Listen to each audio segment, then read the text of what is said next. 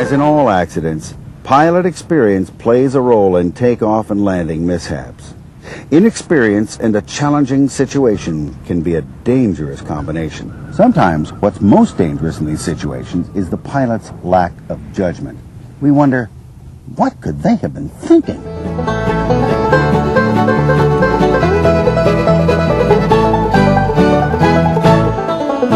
If there's anything that gets the heart beating as much as a crosswind landing, it's probably a short field takeoff. Yet runway length is a factor in only a few accidents. Density altitude becomes a critical takeoff issue at short fields. As temperature and field elevation increase, air density decreases, and that means you'll get less performance from your airplane. Computing density altitude is a way to predict how your airplane will perform at a particular field elevation temperature combination. In the summer months, density altitudes at sea level airports can be several thousand feet. At mountain airports, it can exceed the service ceiling of your airplane. Depending on the density altitude, you may have to lean the fuel-air mixture to get maximum power. When density altitude is a factor, the extra power proper leaning provides can be critical in avoiding accidents. For best short field performance, configure and fly the airplane as recommended in the POH. Many manufacturers recommend flaps for short field takeoffs.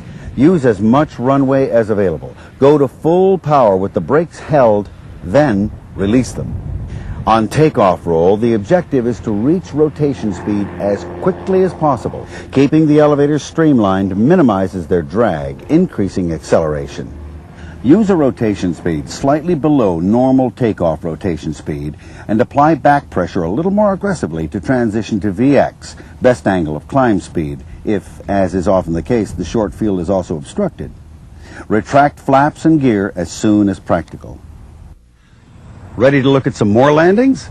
We've got some spectacular real-life footage of crosswind landings. Some of these almost qualify for the Bloops and Blunders Award categories. Well, you be the judge. Remember, we're rating them 1 to 10, 10 being tops. See how the scores you give compare to ours. Oh, and remember, no aircraft were harmed in the production of this video. This PIC has too much rudder overcompensating for the wind. Now the left wheel touches down first. Good, but now he's up on the rudder and he drifts right. Remember, you got to keep flying the airplane even if it's already landed. I'd score that at 6.5.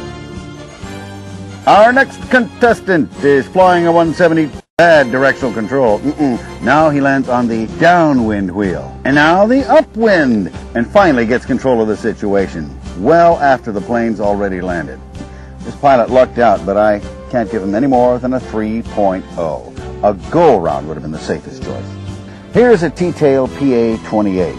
He's drifting right. He corrects, and he gets back onto the center line after the plane is on the ground. That rates a 4.0 according to my landometer. Here's a PA-28. Let's just watch, if you can, before we analyze this one in slow-mo. Let's see that one again, okay? The nose is cocked left. He's drifting. The pilot sees he's got to straighten it out. Right rudder. Uh-oh, now it's ballooning. Now the pilot forgets the rudder and tries to fix the flare. Okay, one wheel down. Too bad it was the wrong one, but who needs directional control? That was certainly exciting. I'm feeling generous today. I'll give that a 3.0. We talked about a stabilized approach. This Cessna pilot is demonstrating the opposite of that. Now he lands on the downwind wheel. Now he tries to recover and get on the center line, but the runway got in the way. Check out that side loading. That deserves at least a 3.9. Here's a Citabria. A good wheel landing, and that's good for an 8.9. And here's an excellent example of a 3-point landing. Good control, yes sir. Keeps it on the center line after touchdown. Excellent. That's a 9.3. We're adding in the difficulty factor for the tail wheel. This biplane pilot has the landing set up nicely. A nice 2-point landing on the center line. But now he forgets his directional control. He uses the brake to regain control, but it's still drifting right. It's going to cost points. We'll give an allowance for the aircraft difficulty factor, though, and give the pilot a 5er on that landing. Here's another tail wheel, a Piper Cub.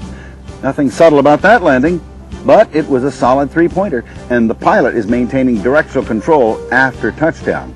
These tail dragger pilots know that you're not done flying until the aircraft is parked and tied down. That's an 8.6 rating in my book. Cessna 152s are often flown by low-time pilots, but this PIC has everything under control. See how the pilot keeps the nose wheel off the runway? That's a 9.6 where I come from.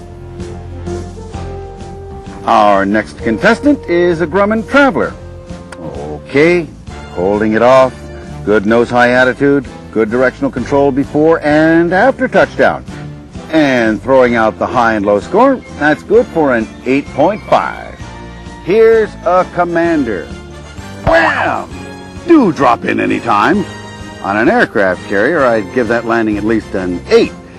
And did you see which wheel he landed on? Sorry, Commander, you've been demoted. That's a 2.0 landing where I come from. Kaboom! The nose wheel of this Sierra just took a beating. But look at this. The pilot's going to give himself another chance at making a good landing. Let's slow it down to see what happens next. Hopefully he'll remember a flare is part of all good landings. Now he lands on the downwind tire before switching to the upwind one. This plane has a fairly small wing and high wing loading, so you've got to carry power or airspeed in to make a nice landing. Neither of the two he made on this approach was very good. We'll give him a 3.2 for making a second effort. If you don't control the airspeed, all sorts of bad things can happen while you're floating down the runway waiting to land. This Cessna pilot is trying to stay close to the center line, but the longer he floats, the more he drifts. Finally, the Eagle has landed and received a 4.5 for the sequence. Here's another example of poor control before and after touchdown. The Cessna pilot drifts way downwind. Now he finally touches down and uses his left brake. So that's what the puff of smoke is from, to try to get the plane headed in the right direction. We'll give it a 4.0.